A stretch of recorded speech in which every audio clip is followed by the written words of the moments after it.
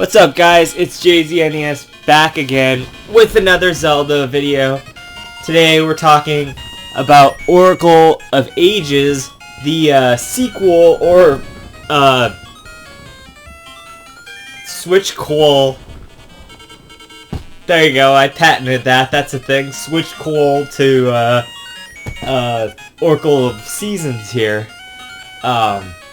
So, they're basically the Pokemon Red and Blue. Wow, literally Red and Blue. The red and blue colors. You think that was intentional? They had to be intentional, because Pokemon was huge at the time of the Zelda game. So Zelda's like, oh, we want to try this. And actually, so now there's a linked game feature. Since we have completed Oracle of Seasons, Oracle of Ages now has linked game content. Which pretty much amounted to a few characters showing up and extra items when going back to play Seasons by giving codes from Ages that you get from certain characters as you progress. So pretty much every time you beat a dungeon, you get a new character that tells you, hey, go tell this to somebody in Holodrum, which is the world from Seasons, and they'll give you a cool item. And then they'll tell you a code that you can use in this game to get that item as well. And you can also do the opposite in Seasons if you played Ages first, kind of thing.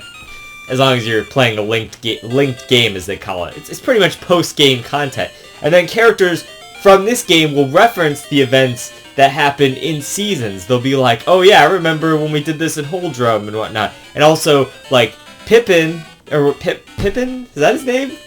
Pippin, because he's an apple guy, right? Yeah, like he grows seeds or whatever, the Gasha seeds. They grow in the trees and you get the nuts, they look like apples. Pippin. Okay, that makes sense. So he moves from Holdrum to this town, Linnea Village or City or whatever. In this land, whatever Labyrinth or whatever the fuck it's called. He moves there, so now you get to see him and his family, and his little kid that was just a little baby is grown up and he like runs away from you and shit. It's funny and cool, and it's a nice little reference there, and there's stuff like that happens all the time. Characters that'll, you know, show up and talk about events from the previous game. Impa is also in this game, you know, so like as she is in the previous game. She talks about, oh, like your adventure in Holdrum. She says all this stuff like that. You know, the game before Seasons actually happened, and that's pretty cool.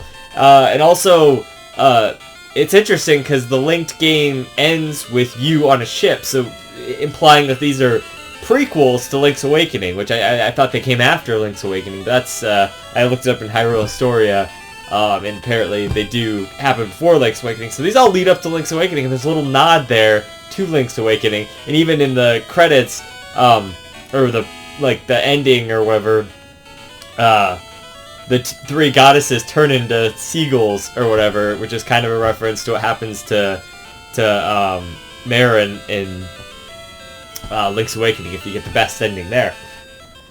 So, aside from that, like, there was like the Ganon fight and the Twin Rover fight, which were because of the linked game stuff. I thought the Twin Rover fight was pretty good. Like, it was kind of a little bit bullshit in the first part because it's like you can't really aim the beams that they shoot at you, or the little balls or whatever, the energy balls that they shoot at you. You can't really aim them anywhere, and they're just kind of flying around. It's actually very similar to the Twin Rover fight in Ocarina of Time and the problems that you have with the first part of that, as they're flying all over the place and you can't really aim your mirror shield the right way. So, I mean, that fight was pretty good. I like the second form better, where she switches between ice stage and lava stage. The only part I didn't like about that is every time it was switched to the lava stage, I was almost guaranteed to fall in one of the little lava pits. And so I keep reloading until I didn't do that, because I wanted to have enough health to fight Ganon. Because they make you fight them before you fight Ganon, so it's a one whole big thing. And the Ganon fight's actually pretty easy, all things considered. Like, considering Twin Rover was such a pain in the ass. Not much of a pain in the ass, not compared to some of the rest of the game, but we'll get to that.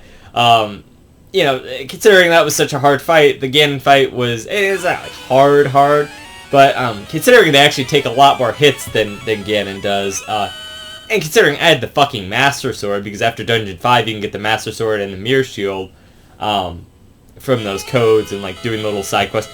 The nice thing is also, with the linked content, you have to go back to the previous game and basically play a post-game of content. And characters in that game will reference the fact that, you know, you beat the game and whatnot. And actually, even if you go to the Pippin house in Seasons, it'll say move to Labyrinth or whatever. So if you didn't even have this game, even the post game in that game would be like, hey, buy Ages. You know, basically they're trying to sell you Ages through the post game of Seasons, and most of the post game of Seasons is actually just content that's connected to Ages. It's really interesting and cool, and I really like that aspect of it. That's probably my favorite part of the whole game, was the connectivity to Seasons and getting to go back and play in the Seasons game and using all those items and finding little new areas and doing little new side quests on that front. A little bit of extra content for that game. But yeah, like the Ganon fight, nothing too special. It's just kind of, you hit him a few times and he dies, and that's it. And the only thing that I can see being really hard about it is if you lost all your hearts to Twin Roba, which is very realistic. That's what happened to me the first time. I went and got a potion. I don't even know if I don't think I used that potion. I just like save stated more during the battle and won that way. So that's a thing. But like, yeah, that's fine. That was kind of the hook for me. It was like, oh man, I get to fight Ganon. That's pretty cool. Like, what's the story there? It's like, there's not much going on there. It's just you fight Ganon. After like the 6th dungeon, they steal Zelda, and you have to go play a mini game at this tower that's basically Donkey Kong with this like bat demon guy from like the Seasons game is like your 7th boss or something in that game. And he comes back and you just like play Donkey Kong. You're on one of the like side-scrolling levels, and you just jump over little fireballs, and then you get to save Zelda. And then Zelda's just there in the game, which is cool because she's like not in Link's Awakening, and you know, I don't think she's in Seasons at all. She would be obviously if it was a linked game, but you know, do I recommend playing the linked games in this order? Yes, I do, because Ages is a little bit disappointing in comparison to Seasons. So if you're gonna have like realistically, the best experience you would have with Seasons is playing Ages first to get all the content and all those items and stuff. But you're gonna appreciate Ages more in any capacity by just having those items and making the game a little bit easier and whatnot. Also, there's a feature where you can go and talk to the ring, like Snake that's there, and he'll tell you a password that can transfer all your rings into the next game. That's really cool. That's like, you just start with all of your rings. So if you spent a lot of time getting all these rings, and getting all the cool rings, and just 100%ing the ring decks or whatever, that's what I'm calling it, the ring decks, like the curry decks and all that shit, the Pokedex, you know, the ring decks. You just spent all that time doing that. There you go. I mean, you have all your rings again. You have all the powerful ones, and you can turn into a like if you want. And then if you get any of those in the other game, then you just sell them. And now I kind of wish that would have happened with some of the items, because the boomerang is, it turns out, a very useful fucking item. Didn't realize how much I was gonna fucking miss the boomerang until there's those little enemies in every dungeon that you can't kill with anything other than the boomerang. And, you know, the ones that give you fairies and stuff, and which was really nice in Seasons, is like, you're low on health. Oh, they're in pretty much every dungeon. At some point, you're going to find those little fireball things, and you hit it, and you get a fairy. That's great. Well, in this game, they don't give you the fucking boomerang until Dungeon 6, or like, prior to Dungeon 6 or whatever, and you can only use it for the last 3 dungeons. Which, coincidentally, are the best 3 dungeons! And probably because I had control, and I actually had, some semblance over things, you know? I was able to do stuff and get health back when I needed it and whatnot. It wasn't just a big chore. And they were more straightforward and less cryptic and bullshit. And I think that's the main complaint with this game, is it's just so cryptic, and some of the puzzles are like, they're kind of ridiculous. And it's like, it's not even the puzzle. If it was just that, like, that's fine. It's the layout of the dungeons, and that's why the last 3 dungeons are a lot better, is because they're not so bullshit in their layout. They're actually pretty well structured, and especially the last dungeon is like very straightforward, and there's not a lot of backtracking. Whereas like the 5 previous dungeons are like full of backtracking, and not only just backtracking, you don't necessarily know where you're supposed to go if you don't remember the entire dungeon. Which was a very big problem in, I think, Dungeon 5 or 4 or something. There was one staircase that I needed to get to, and I think it was Dungeon 4 and 3, and most of the first few dungeons. The first dungeon wasn't that bad, like, you know, it was whatever. I never remember the second one or, like, the third one. But the 4th and 5th ones were definitely, where do I go? What is the small key that I missed, and which staircase do I need to go to find said small key? I have the item, I don't know where to go to do the thing. Or how do I do this thing? How do I solve this room? If it was just how do I solve this room, that's not a big deal. You can just scroll through a walkthrough, okay, this is how you solve that room. It's really finding that room. I had a map, a fucking, like, well-structured and laid out map that had letters and everything corresponding to different staircases and whatnot to tell you which one's connected and whatnot. And even with that, I could not, for the life of me, figure out where the one room, there was one staircase near the beginning of the dungeon that I was supposed to know to go back to just to use my item so I could find the last small key to be able to get the boss key or something. And it was just so frustrating. I spent like an hour just running around every room in the dungeon and just missing this one specific staircase because the dungeon they're so big and open and so explorative, but not explorative at the same time. They're not explorative in the good way, like, oh, I'm having fun exploring this. It's tedious in that sense, and that's the real trouble with it is the tedium of trying, where the fuck am I supposed to go? And your brain is just like, I don't want to be doing this anymore. I just want to move on to the next dungeon. I just want to play anything but this dungeon I've been playing for hours now, trying to figure out where the fuck I have to go, you know? And that's the trouble with this game. You know the water temple in Ocarina of Time? Every temple in this game is, like, harder than that temple, except for, like, the last 3 temples. There's even a water temple in this game, inside of Jabu Jabu's belly, where you raise and lower water currents, and that was the 7th dungeon, and I love that dungeon. And maybe out of the 3 later ones, it would be, like, the 2nd tier dungeon. I think the last dungeon is the best dungeon, because they give you little bite-sized bits of all these puzzles that you've done throughout the game, and it's very straightforward. The path isn't super confusing, and I appreciate that. I appreciate them not wasting my time and not making me be like, where the fuck am I supposed to go? I get that some people like that kind of thing, and that's great, but that's not always this. I just think the level design is just not the best in this game.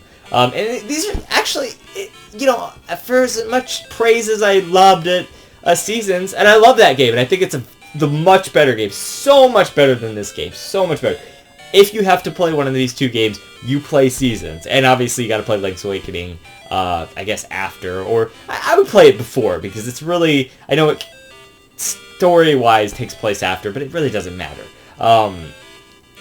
Play it before because the mechanics and whatnot actually spill over into this game. You'll have a better idea of what kind of is going on with those. So, but some of the later Seasons dungeons had this same problem of, where am I supposed to go, what's this room that I missed, and all of that kind of thing. And that was the one reason I didn't give the game a 10. But I gave it a pretty high score. It was like a 9.6 or 7 or something. And that was well deserved, because that game is great other than that. But this whole game is those kind of dungeons. Those little nitpicks and bad things of Seasons were this game. And that really is what was super disappointing about this game. And that's, I think, what I had so much trouble with in the past of this game was the same thing, and I had to just look everything up. And back then I didn't have a fucking guide to just go and look at, and YouTube wasn't as prominent as it was. I mean, they had walkthroughs and stuff, but it's like, you know, it wasn't necessarily as, we didn't have as many resources to go and take all this down as we do now. I had to kind of read through stuff and not just be able to watch a video and be like, oh, this is where I'm going wrong. You know, this was like 2007 or 8 or something when I fucking first played this game. I think it was actually probably before that even. Maybe, I don't know. It was like 2005 or something. I remember, it must have been, because I remember this is the first game that, like, it was one of those games where I had to get my dad. I was like, hey, can you buy this thing for me on eBay or whatever? Because I didn't have an eBay account at the time. So he did that, and then I had to pay him back for the game or whatever. But yeah, that's how I first got my cartridge for this game. I actually ended up probably selling that later or losing that or something, because I have this one, which I had to buy later on at Disc Replay. I believe this isn't the same one. I don't know how I would figure that out, but yeah. And this cartridge was probably the one later on that I got to like Dungeon 6 on and just kind of gave up. As I tried to replay the game later on in my life to do the linked content. I started with Ages, and that was a big mistake because I thought starting with Ages would make Seasons better again, and then I would have even more fun with Seasons, and then think, oh wow, this is even better of a game, but like that ended up being kind of a problem. So yeah. But that's my main complaint with this game, is just a lot of it is just really cryptic, and it's really like just high tier or low tier, depending on how you want to look at it, puzzle stuff. Like it's just too much for my taste in Zelda games. Now I know a lot of people like that kind of stuff, but it's just not always very clear what you're needing to do. I think very much this game would benefit the most from the remake, you know, the Link's Awakening remake. They have owl statues in the game, but they're not as prominent as they are in Seasons, which is ironic because this is the game that needed those owl statues more. Or just an owl statue that tells you, kind of gives you a hint, like, hey, maybe you go to this room. Or, you know, here's a thought. Maybe make your map a little bit better. And I think this is also where a remake could definitely come in handy, because there's rooms where small keys are that you don't necessarily know that they're there. I think the little jingle does play if there's a small key in the room, but A, if you don't have the compass, which I always got the compass, but I'm just saying A, if you don't have the compass, or B, if you're just looking at the map, like, which room do I need to go to, without having to search through every room of the fucking dungeon again, to try to hear a jingle to understand that there's a key there that you need, or just some rupees or a ring or something that isn't what you need, and then you get frustrated. But, yeah, I mean, I think that's definitely the main problem with the game, is just there's not enough hints and help.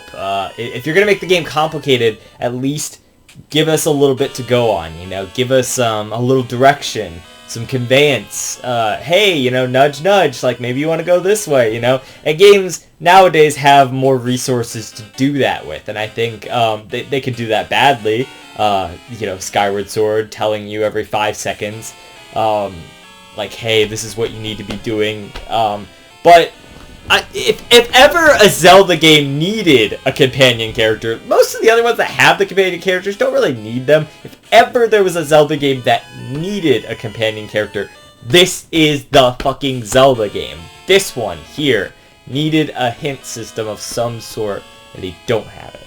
And I can't imagine doing this game without the guide, or without internet, or online walkthroughs, or whatever, because it's so complicated, and it's just, oh my god, it's just like, I can't imagine. You'd have to spend just hours and, like,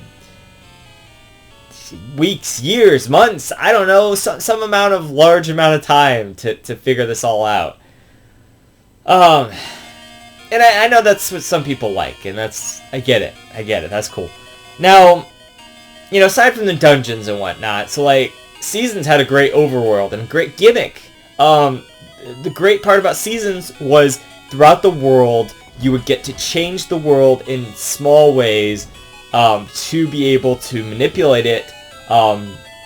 And you'd have to think about, oh, which season do I need it to be in order to get to a certain place? And even like the 6th dungeon or whatever, in that like ancient area, you'd have to change the seasons multiple times at multiple different spots and do unique things with that. And I'm like, oh, this is really cool. Well, in this game they have a past world and a future world. And okay, so we're kind of going for a Link to the Past kind of thing, or like an Ocarina of Time kind of thing, where you just kind of instantly switch between worlds. But no, that's not how it works at all. There's certain spots throughout the world that you can switch initially back to the past, and then a little ways into the game you get a tune that'll let you go to the future.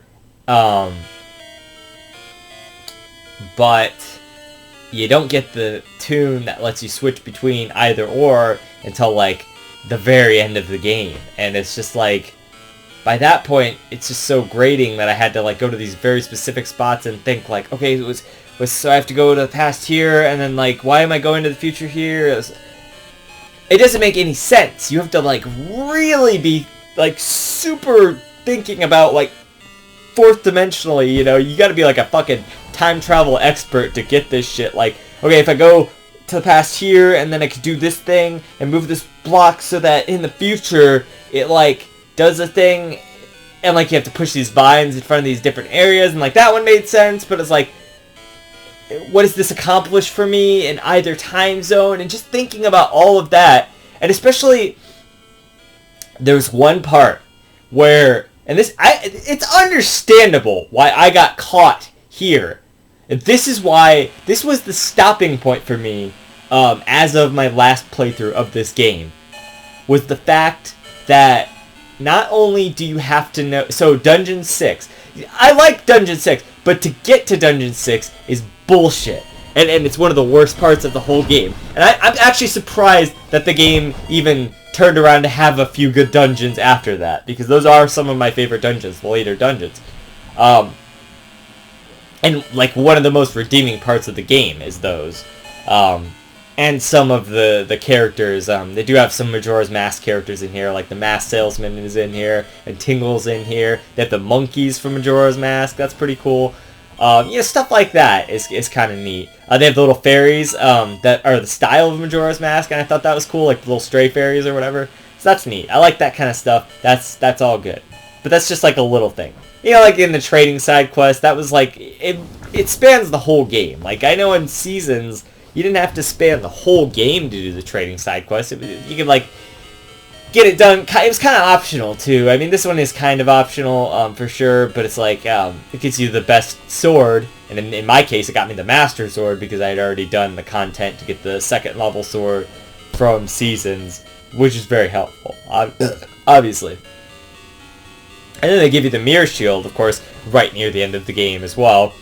You know, could we have a few dungeons or something where we had these items? Wouldn't that have been kind of cool? But no. Nothing like that. Or some benefits of having the Mirror Shield, like maybe it'll reflect the Wizrobe's attacks back at him or something.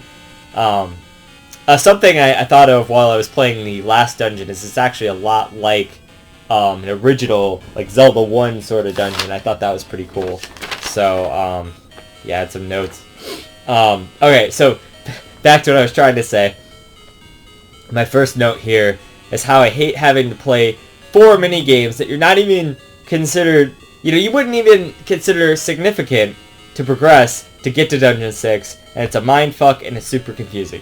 So you have to play these mini-games between the past and the present in order to get certain items that you would give to other people to get not only one key. This is the only dungeon that has 2 keys to it, too, to do a past and future thing, and I do like that idea of having to go to the past and do part of the dungeon in the past and doing part of the dungeon in the future. I think that's really cool. That's what all the dungeons should have been like. Some kind of gimmick like that. Not having to unlock both of them. You unlock one in the past, you unlock it in the future kind of thing would make sense. You don't have to unlock both. Like, that wouldn't make any sense. Like, why would they do that? But they did do that. And so you have to play these 4 mini-games in order to progress, which in this game, mini-games haven't been a thing up until this point in order to needing to progress. I Outside of, you do have to play the shooting gallery game if you're not on a linked game in order to be able to get the flute to summon your animal companion that you've chosen. If you're playing a linked game, you don't get to choose your animal companion again. You just get the same one from the previous game. So I myself got Moosh again, or whatever his name is, the big bear guy. So yeah. But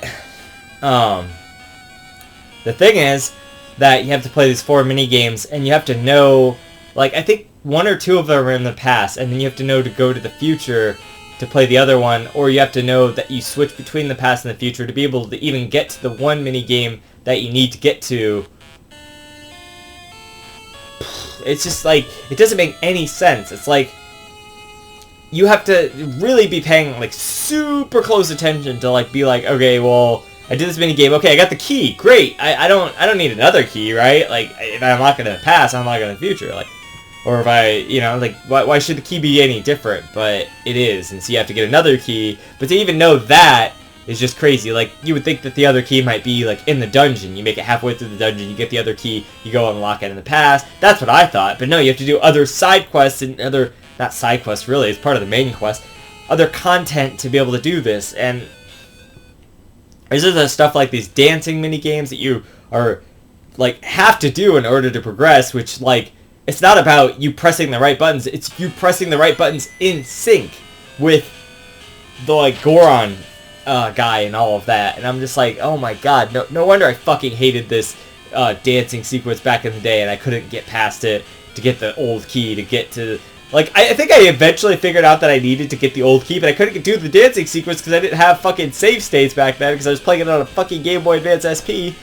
So I kept failing and failing, and every time that you fail, they charge you 10 rupees, so, you know, you gotta go grind more rupees and come back, and it's a whole fucking nightmare of a hassle. And the warp points in this game are just, like, so out of the way to be able to, like, in Seasons, they were all in, like, really helpful locations, and they got you where you needed to go. You could definitely go to a warp point and be where you needed to be in no time, you know, and the world was really well laid out, and it was all very accessible. As long as you had the right item, you were able to get there, no doubt. And the season puzzles were, like, not that bad. You could just switch between the seasons, and that would be it. And that's all you kind of have to think about in terms of, like, okay, you know, and maybe there was a little bit more complicated stuff, but it wasn't any more complicated than maybe the seasons or the wrong item. You don't have the right item yet. Well, not in this game. In this game, you have to know, like, I have to be on this screen, and if I, and even you have to be, like, almost square perfect. I have to be on this square, otherwise if I warp back, it'll send me back. And then there's even, like, an area, like, later on where the ancient tomb is. Like, if you warp there, it'll just send you back and be like, no, you can't go there yet. And it's just like, okay, well, what the fuck, you know? Like, I just don't really like that. And that whole gimmick, it's kind of cool, but it's just, like, it makes getting to places, like, a big fucking hassle. And especially, like, okay, so also I had to get, so you do the whole trading sequence, you get the broken sword, and then you go and take it to a guy to fix, right? Okay, that's Zelda tradition. But this guy is in, like, one of the hardest areas in the game to fucking get to, because you have to go through a whole bunch of, like, screens up in these mountains and stuff, and you have to, like, figure out, oh, I need to go here and here and here and here, and go between past, future, past, future, past, future. It's such a headache and so much time-consuming bullshit. There's no warp to just get you there. You just have to do all of this shit, and it just really sucks. And also, it's like, dude, we've done the past-future gimmick in Link to the Past and Ocarina of Time. You know, this is played out at this point, and you know, you do it in later games too, and it's just like, ugh. Give me something original, like Seasons. Like, the season thing was original. That was cool. They've never done anything like that since, as far as I remember. In any Zelda game since. And I think that was such a unique gimmick, and this is just like, oh, it's that same gimmick we've done, like, a million times before. Great, you know, cool, whatever. Like, fuck that, you know? Like, it's not very unique, is the other problem in that regard. It's just too complicated, and that's part of it. So, oh god, and let me tell you about the fucking Mermaid Suit. So in Dungeon 6, the worst part of Dungeon 6 too. I said it's a good dungeon because it is. It's well laid out and it's not as bad as the other ones. It's on the path to a better dungeon. But the Mermaid Suit is a fucking piece of shit item. It lets you dive deeper. Great. Cool. Awesome. I like that. Nice. So now I can explore some of the rest of the world that I couldn't explore in the ocean and stuff. But they changed the fucking swimming controls. Why? Who asked for this? Why did we need to do this? They changed the swimming controls. As soon as you get the suit, the swimming controls change. I went back to seasons to find out if I was just fucking insane or not. But no, they changed them. You have to now tap the fucking direction that you want to go instead of just holding it like you do every other spot in the fucking game. In every 2D Zelda game, you hold the direction, right? That's how you go in a direction. That's what you do. You hold the left to go left, you hold right to go right. That's intuitive. It's bullshit. They changed it so you gotta have a fucking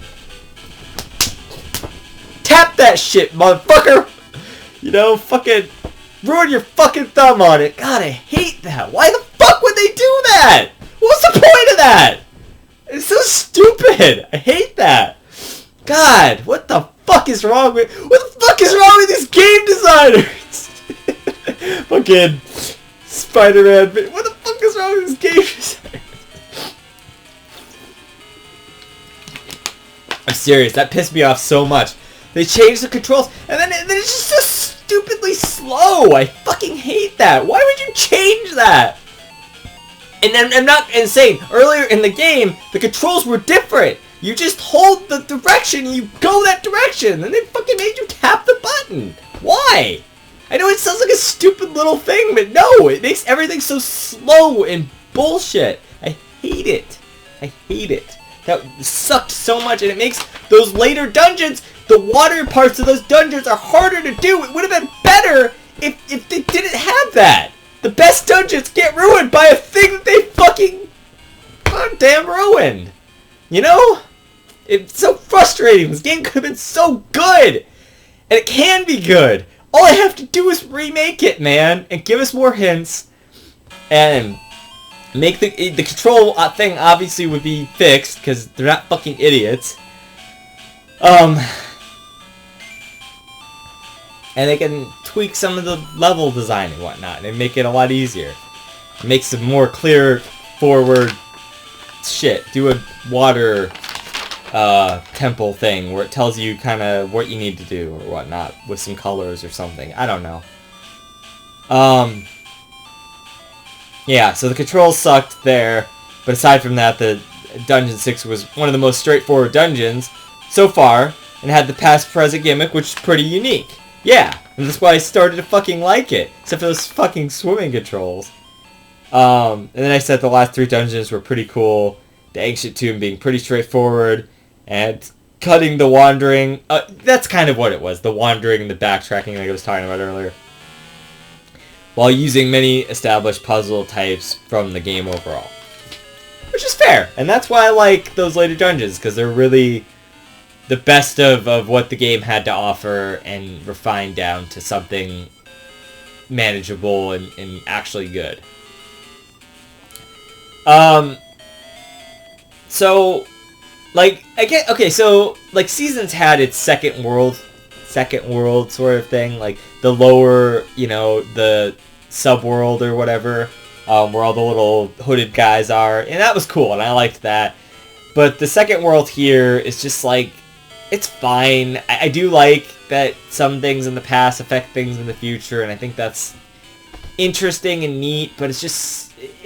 I think this game is just too ambitious for a Game Boy Color game, you know? Like, this needed to be, like, I don't know, like a Game Boy Advance game or something. That would have worked, you know? How Minish Cap has, like, you turn small and stuff, and then there's, like, a lot they can actually do with that. Like, this is that kind of scale of an idea, but it's just so restricted on this Game Boy shit, and it's just like, it's not always clear exactly what you need to do. Like, there's a part in like the second town there, where you find this like ruined city or whatever, and these people are all like cowering in fear because this volcano's gonna go off or whatever. So they're like, hey, take this thing and go to this place, and it'll stop. He'll be able to fix it, so it'll stop the volcano, which is part of that whole like going back and forth between time and like trying to climb the mountain kind of thing, which is just ridiculous. But anyway, so you bring it back to the village, and then the volcano doesn't erupt in the past, and so in the future, there's a dungeon there now you can go into, and the town's happy, and it's nice. It's like, oh yeah, that's cool, I like that. I also liked when sometimes the dungeons, you finishing it, or you doing things in the past would affect things in the future, in a sense, like, or you finish a dungeon, and that would make, like, a certain problem non-existent, so then, there's new stuff that people say because of that, you know, sort of a Tomba situation where, you know, something I've always really liked in games, where once you do a thing, it affects an area in the game. In Tomba's case, it totally changes those areas and gives you infinite new content there, and unlocks a whole bunch of other stuff, and I wish more games would do something like that, but they don't. But there's little nods to that here, and little things that are kind of like that, and I think that's nice. It's a nice thing. It's a little step in the right direction. But yeah, but overall, though, outside of like the stuff like the season's extra content, a few of the extra characters and that kind of stuff, and some of the later dungeons and whatnot, and the music's okay. It's like, it's not very memorable. The season's music had some good music. Most of it's just not very memorable, and a lot of times it's just like, I'm so frustrated, I'm not even fucking listening to the music. It's just droning in the background. It makes me just hate it more, but none of it's super memorable, so that's even another downside to all this shit. Yeah, but aside from all that, like, man, just all the game, the whole game is just confusing and convoluted. There's not very good conveyance. You don't really always know where you need to go, and that's a major problem. And it's not like you can just really always explore and figure it out unless you explore, like, every room of the dungeon again. It's like,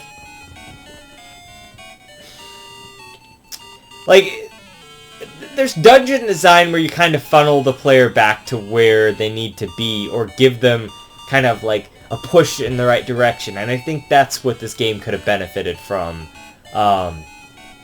because otherwise it's just like, oh, I didn't even know I needed to use this item here. Like, I remember Dungeon 6 or I think it was Dungeon 7 actually, because it's in Jabu Jabu's belly. There's a barrel that I knew about. I remember this, by the way, but like, I could see it being a really big problem for other players. There's just like this random barrel in this 2D section where you have to know when to get the long switch hook item that you can switch hook over there. But it's just a random barrel, and it's like, if you didn't remember that, like, that's this whole game. If you didn't remember, then fuck you. You gotta remember, bitch. Even if you played this like a week ago, because you're a stupid kid who's got fucking homework to do or something, you know? Yeah, I mean, outside of that, like, the items were kind of cool. Like, I like the seed shooter. Do we have a seed shooter? We have a slingshot in Seasons. The seed shooter's pretty cool. I like that. I like that gimmick. It's basically just a slingshot again, where you can angle your shot and all that. I like that they gave the mystery seeds actually something to do outside of the owl statues. Like, they actually are effective against, like, some of the later bosses and whatnot. Speaking of the bosses, I liked most of those well enough. I mean, they're not really, like, as action-focused, but they get the job done. I think their gimmicks are pretty cool. The only one I have that I can think of that I have, like, a small beef with is, like, there's this one where it's, like, this head. And I remember having a problem with this back in the day, too, because there's, like, 4 forms of this head. There's one where, okay, so you have to, like, I don't remember what the first form is. It's really something really easy. But then you have to, like, set bombs in front of his things when he's, like, doing this, and then it'll blow up. And that's, like, really specific, too, because you have to have the bomb at, like, the perfect spot. But that's fine, or whatever. And then the next one's, like, you have to shoot seeds at it from behind him, because he's got, like, a shield on the front. Like, that's cool. That's a cool gimmick. But then the fourth one is, like, he shoots these, like, ball fist things at you, and first of all, your natural instinct is, okay, I got the second level of the gauntlet, the power bracelet or whatever in this dungeon. I should pick up that ball and throw it back at him or something, right? No. I mean, yes, but no. So the one that he throws at you is not the one that you're supposed to go after. It's the one that's not thrown that you have to go after. That doesn't seem very intuitive, right? But that's what it is, and that took me forever. I remember sitting there for forever. I had, hold on a second. I didn't even think to bring this out because, fuck, you know, but,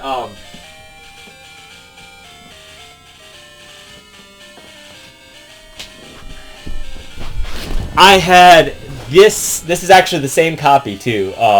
Back in the day, the Choose Your Own Adventure, you can see how, like, warped and fucked up it is. The Choose Your Own Adventure, Oracle of Seasons, they had one for ages, too, but, like, the guide is basically, like, a primitive sort of guide told story perspective. And you know, it's like, it doesn't necessarily tell you exactly what to even do, like, on the bosses, but it kind of gives you, like, hints. Like, is this what I had to do in order to be able to, like, fucking, be able to, you know, like, beat the game or whatever? Have this fucking guide or whatnot? Like, I should read this thing again, because,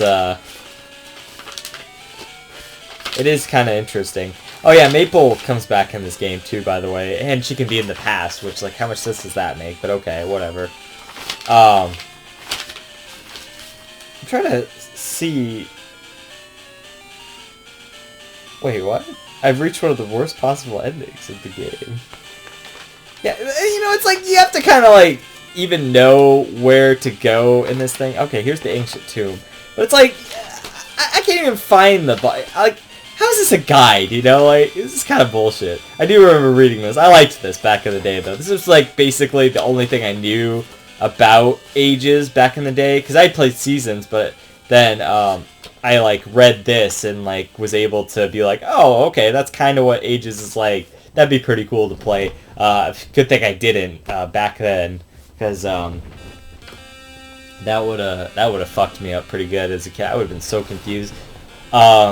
But, yeah, so anyway, like, that boss is just weird. I remember back in the day when I played this again, trying to beat that boss, and I was somewhere where I didn't have internet. I was at, like, a family gathering or something playing this fucking game, trying to figure this shit out, and, eventually I figured it out, but, like, it took forever, and,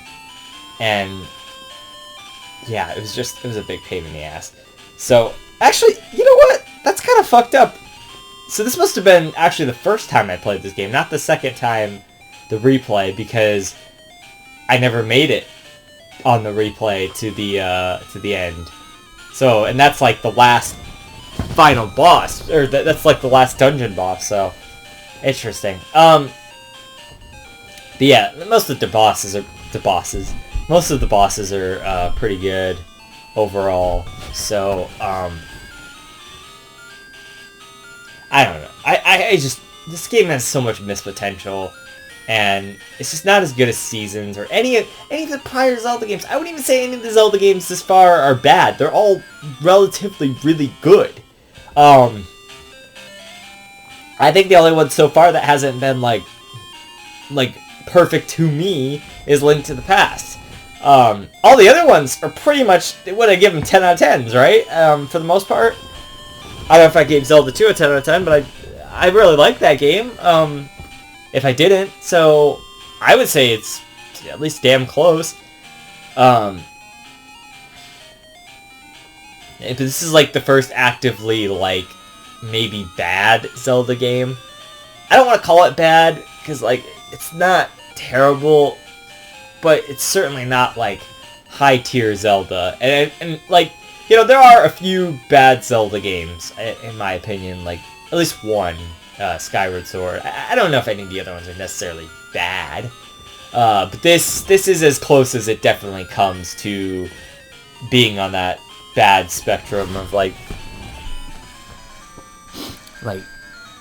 like, pretty bad. So, what is this? Oracle... Is this the ending already? This is the ending already. Holy shit. So yeah, like, it's not great. Is that it? Is it the whole soundtrack? Oh, okay. I was like, did I run through the whole soundtrack? It's not great. There's a lot of problems. There are some good things about it, though. I didn't hate it, but I really didn't love it either. And in that regard, I'm gonna give the game like a 6.5 out of 10. Like, I know that sounds really low, but like, I was leaning towards a 7, but then like Dungeon 4 and 5 really fucked me up. You know, yeah, like, but like maybe like a 6.8, because the last few dungeons were really good. I don't want to give it a 7 though. I think a 7 is too generous. It was a game with some serious flaws and serious problems for me anyway. But there are some good moments, good parts to it, and I definitely want to emphasize that. And especially playing it as a linked game, there are a lot of good things, but it's telling that the best parts of the game to me were not the parts of this game that I was playing. It was the parts of Seasons that I was playing to get content in this game. I thought that was cool, but this game was not what I was usually most excited about in that regard. So yeah, I think 6.5 is fair, or 6.8. 6.8 is fair out of 10.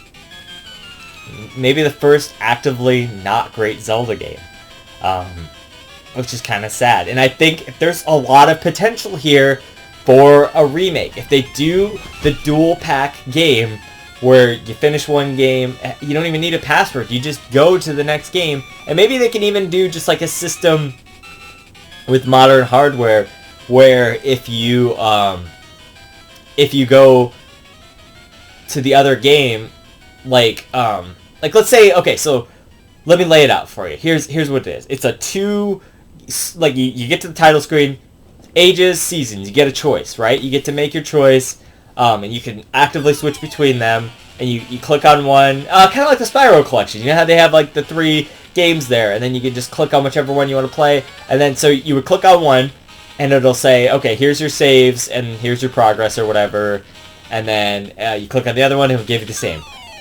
So basically, you can just kind of go back and then switch between them, like save, quit to the title screen, go to the other game, and then do all the content that you would need to do, and then it'll maybe you don't even need a password. It'll just cross over, and they'll understand that, and then you go and talk to the pharaoh at the Great Deku Tree or Naku Tree or whatever, and she'll just know automatically that you already did the side quest in the other game because the games are connected because they're on the same cartridge or whatever.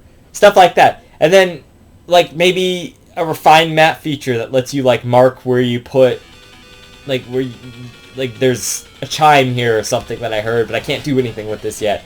Or you can, like, put, like, hey, there's a barrel here or something, you know? Like, stuff like that, so you can make the game more accessible. And I think that could definitely fix a lot of problems with this game. Just tweak it to make it a little bit less cryptic, and I think that would help a lot. And a hint system, please, of some sort, if you get stuck, would be nice. Like the Sheikah Stones, didn't they do that in like one of the Zelda remakes or whatever? You go to the Sheikah Stones, it kind of gives you like a little, hey, like maybe you should try this or something. Like, they fucking did that already. Like, let's do that. That would perfectly fix this game, and this game could be like a 9 out of 10 or something. Like, I don't know, man. It just kind of, it's disappointing. That's actually why I'm wearing the Last Guardian shirt. I'm like, which Zelda shirt should I wear for this? And I'm like, you know what? It doesn't deserve a Zelda shirt. It deserves a Last Guardian for being a disappointing game that could have been awesome, you know, kind of thing. I was expecting more, you know, and it's not it. That's not what it is. I knew already going with this game that it was frustrating. I wanted to give it the benefit of the doubt after playing Seasons again. I'm like, okay, I'm hyped. Let's play Ages. Ages is going to be good, you know? Like, maybe I'm just a stupid kid back then. No, it turns out the level design is just kind of off, you know? The music's not great. Graphically, it looks just as good as Seasons. And maybe it's not as unique because, you know, you got all of the... Actually, the colors were a little muted, like in the past area and like the future area. It's like brighter colors. Where I get it. It's like, you know, you do what you do. But I liked how Seasons like change colors all the time. I thought that was cool with the seasons and whatnot. Just a better gimmick overall. Like, the past future gimmick was just so not great. If you could switch between them at any time, that would be great, but you can't do that. Not until later in the game. I don't know. It's just, there's a lot of bad things about the game. There's some redeeming stuff, but I wanted to like the game a lot more than I did. And I like aspects of the game. I just can't go into it saying I like it overall. So yeah, a little bit disappointing. But it's about what I got to say. So, you know, until next time where we hit up Minish Cap. A game I actually remember having a really fun, good time with as a kid. So I'm looking forward to that one. For sure. So until next time, this has been JZNES, and keep it classic. Stick around for more reviews, underrated games. I'll see you guys in the next one. JZ out.